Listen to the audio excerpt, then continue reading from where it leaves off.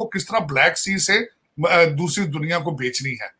और उसके साथ एक ऑब्जेक्टिव उनका और भी था, जो आई वाज शॉक्ड, कि through Iran give a passage to help India, Bharat, through Iran to have an access to the central Asia. तो ये चीजें दुनिया देख रही है, इसमें कोई शक नहीं है। Food is the future issue, water is the future issue, इसमें कोई शक नहीं है, और इस पे काम भी हो रहा है। लेकिन अनफॉर्चुनेट मैं जिस तरह कहूंगा कि पाकिस्तान में इस वक्त लाहौर के अंदर जो है, तख्त लाहौर जिसको कहा जाता है, 188 कमरे 5 स्टार होटलों के बुक हैं, और कुछ लोगों को पैसा देकर टर्की भेज दिया गया है। आज सुबह एक मेरा बड़ा अच्छा जर्नलिस्ट दोस्त है, उसने कहा है कि पाकिस्तान में डॉक्टर इंजीनियर बनना बिल्कुल फजूल है, मैट्रिक हाई स्कूल करके सियासत में आओ और 50 करोड़ लेके तो टर्की शिफ्ट हो जाओ। तो मेरे ख्याल में ये हमारे पाकिस्तान तो अभी उसी चीजों से ग्रो नहीं कर रहा, अनफॉर्चुनेट। लेकिन इसका मैंने आपको बताया ही है कि पाकिस्तान में पूरे का पूरा पाकिस्तान जो है वो एक मलिक रियाज साहब के हाथ में है, बैरियर टाउन के हाथ में है। जिस तरीके से हर रिटायर होने वाला अफसर जो है वो विश करता है कि मलिक रियाज साहब उनको जॉब दे दें, लेकिन कोई कानून नहीं है, कोई सोच नहीं है। सबसे बड़ी बात है विजन। मेजर साहब से मैं कहूंगा, जो बात कर रहा था मैं, कि इस सारी चीजें करने के लिए नेशनलिज्म चाहिए होता है। जब तक आप मैं भारत गया, बहुत दफा गया हूं, और मैंने वहां पे देखा है कि लोगों के अंदर नेशनलिज्म। अब आप ये देखें कि यहां से अमेरिका से लोग पढ़ के वापस जा रहे हैं भारत में। भारत के इंस्टीट्यूशन जो है वो इतने इस लेवल पर पहुंच चुके हैं कि वहां से लोग पढ़ के आके यहाँ पे माइक्रोसॉफ्ट चला रहे हैं, यहाँ पे लोग आके गूगल चला रहे हैं। लेकिन अनफॉर्चुनेट ये है कि पाकिस्तान के अंदर ना कभी किसी ने ब्रेन ड्रेन पे तवज्जो दी है, ना किसी ने वहां से पैसे की ड्रेन पे तवज्जो दी है, और ना देने का कोई इस वक्त लग भी नहीं रहा, क्योंकि मैं खुद पिछले 74 साल से भी मैं देख रहा हूं जो कोई हो रहा है पाकिस्तान में, और आने कहते no side, no relief inside. Unfortunate ये हमारी एज ए पाकिस्तानी मैं एडमिट करूंगा, ये बदकिस्मती है और शर्मिंदगी।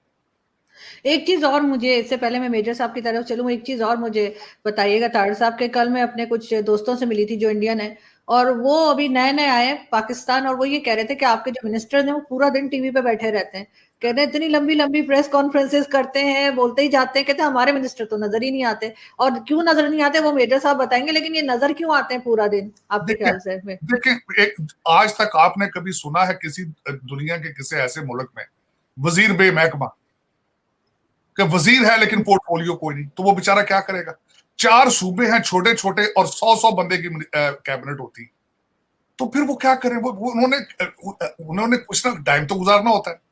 तो पाकिस्तान में 2-3 नई चीजें शायद आज देखने वाले, एक तो वजीर बे महकमा, और दूसरा हर वजारत के एक मिनिस्टर ऑफ स्टेट, और एक असली मिनिस्टर है, एक फेक मिनिस्टर है। तो उन लोगों के पास बेचारों की टाइम क्या होता है? आपके पास किसी को इत्तेहाद बनाने के लिए भी आपने मिनिस्ट्रियां बांटनी होती हैं या वजारतें बांटनी होती हैं, और उसके बाद ये कि जो अपने यार दोस्त हैं उनको ओब्लाइज करने के लिए भी यही एक तरीकाकार है।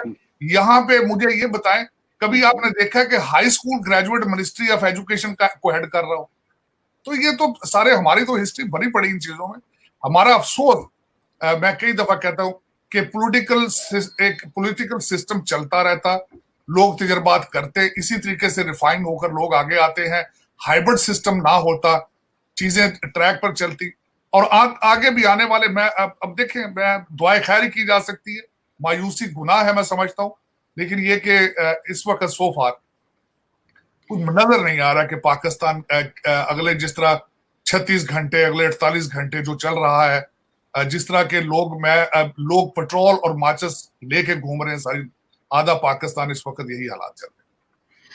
मैं मेजर साहब आपसे भी ये पूछना चाहूंगी कि आपके मिनिस्टर्स जो हैं वो टीवी पे नजर नहीं आते, जबकि हमारे मिनिस्टर्स तो हर वक्त टीवी पे ही रहते हैं, तो आपके मिनिस्टर्स टीवी पे क्यों नहीं आते? किसी डिबेट में हमने नहीं देखा, किसी उसमें जैसे टॉक शोज में नहीं होते। और साथ साथ ये भी कहा जाता है कि जो भारत में अपोजिशन है वो बड़ी कमजोर है और उसकी वजह से डेमोक्रेसी जो है बड़े खतरे में है। तो मोदी जी ने ऐसा क्या कर दिया है कि अपोजिशन इतनी कमजोर हो गई है?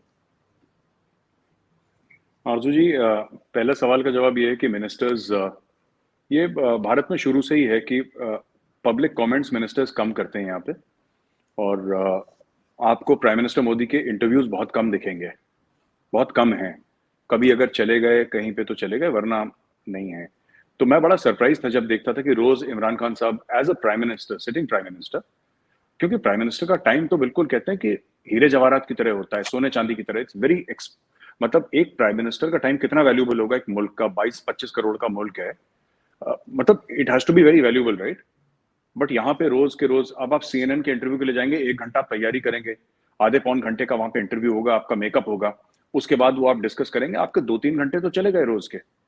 तो मतलब अगर आप एक इंटरव्यू 45 मिनट का भी करते हैं तो इट तो थोड़ा सा अब पता नहीं ऐसा क्यों है वहां पे, लेकिन यहाँ पे ऐसा बिल्कुल नहीं है। आपको बड़े बड़े मिनिस्टर्स का कोई रेलेवेंट चीज है तब वो जाएंगे, पर मैंने तो नहीं देखा कभी किसी को टॉक शो में जाते हुए, ऐसे मीडिया को एड्रेस करते हुए।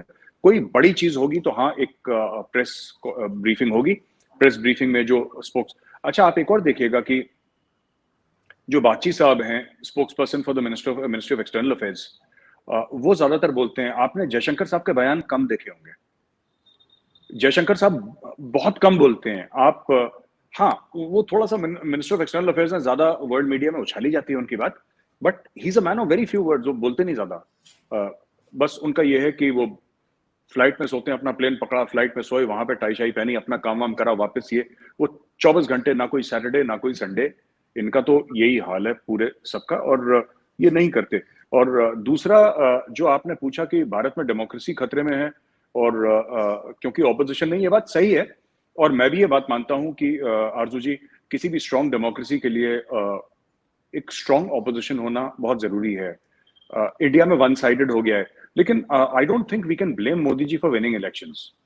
यू सी, ये राहुल गांधी साहब जो हैं, ये इलेक्शन जीत के खुश नहीं है। ये अब मोदी जी क्या करें डेमोक्रेसी के लिए? या तो मोदी जी ये बोलें कि नहीं ठीक है, भारत में डेमोक्रेसी मजबूत करने के लिए मैं खुद इलेक्शन हारना शुरू कर देता हूं। ऐसा तो होगा नहीं। डेमोक्रेसी को मजबूत करना है, ऑपोजिशन को स्ट्रांग करना है, तो ऑपोजिशन का काम है।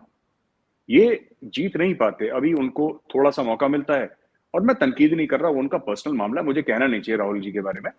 By the way he is my classmate, Rahul Gandhi is my classmate. हम लोग 1 साल साथ पढ़े हैं सेंट स्टीफेंस कॉलेज दिल्ली में, फिर 1 साल के बाद वो छोड़ गए थे, विदेश चले गए थे पढ़ने के लिए, बाहर चले गए थे। And he is a very nice man, बड़े डिसेंट हैं राहुल गांधी जी, और ही is a very good human being, but I don't think he is cut out for politics. उनको मुझे नहीं लगता, सबका होता है, अपना एक टैलेंट होता है, मुझे नहीं लगता कि वो पॉलिटिक्स के लिए है। He is a very straightforward, very genuine sort of a guy. जितना मैंने उनको कॉलेज में देखा, मैं 1 साल उनके साथ था कॉलेज में, और 1 साल में मैंने देखा कि ही is a good person, he is not a bad person. But वही चीज है कि देखिए, इलेक्शन में ना आपको एक पॉलिटिशियन बनने के लिए, जैसे मोदी जी हैं, कोई परिवार नहीं है, कुछ नहीं है उनका ना, वो 24 घंटे यही काम है, तो ही इज वो Modi ji is made for politics. And उनको पता है, उनका पीपल कनेक्ट बहुत जबरदस्त है, क्योंकि उन्होंने हजारों गांव में रहे हैं भारत में, इतने साल, 20-30 साल उन्होंने साइकिल से, बैलगाड़ी से, बसों में सफर करा है, सड़क के कोने में खाना खाया है उन्होंने, रात को प्लेटफॉर्म पे सोए हैं, साइकिल से एक गांव से दूसरे गांव गए हैं। वो तो बाद में वो बने ना, वो तो बाद में बने चीफ मिनिस्टर, बाद में बने। वो पहला चुनाव एमएलए का लड़े, चीफ मिनिस्टर बन गए, मेंबर ऑफ पार्लियामेंट का पहला चुनाव लड़े, वो प्राइम मिनिस्टर बन गए। उसके पहले मोदी जी को कोई नहीं जानता था, वो तो आरएसएस के प्रचारक थे। तो उनका जो माइंडसेट है वो थोड़ा सा अलग है। आपके सवाल का जवाब में आखिरी में एक बात बोलता चलूं आरजू जी की, बात यह है कि अगर डेमोक्रेसी को स्ट्रांग करना है तो मुझे लगता है कि ये हमारी जो ऑपोजिशन पार्टीज हैं, ठीक है, इनको थोड़ा सा ट्विटर से बाहर निकलना पड़ेगा। ये थोड़ा सा they are more obsessed with Twitter and social media, और अगर ऐसे ही चलता रहा तो फिर it will be a very sad day for democracy, क्योंकि हम भी चाहते हैं कि अच्छी बहस हो पार्लियामेंट में, अच्छी डिबेट्स हो, जैसे अटल जी के समय होती थी तो लगता था। अभी तो मोदी जी ने ऐसा कर दिया है भारत में कि पार्लियामेंट में आप जाइए तो एक तरफ से बीजेपी बीजेपी बीजेपी, क्योंकि दे हैव वॉन एवरीथिंग, और मोदी जी की ब्रांड इमेज ऐसी है। और उनके कोई भी मंत्री आपको देखा, कोई 24 घंटे काम करते हैं, उन्होंने बोला कोई बात करने की जरूरत नहीं है, मीडिया में जाओगे क्या बोलोगे?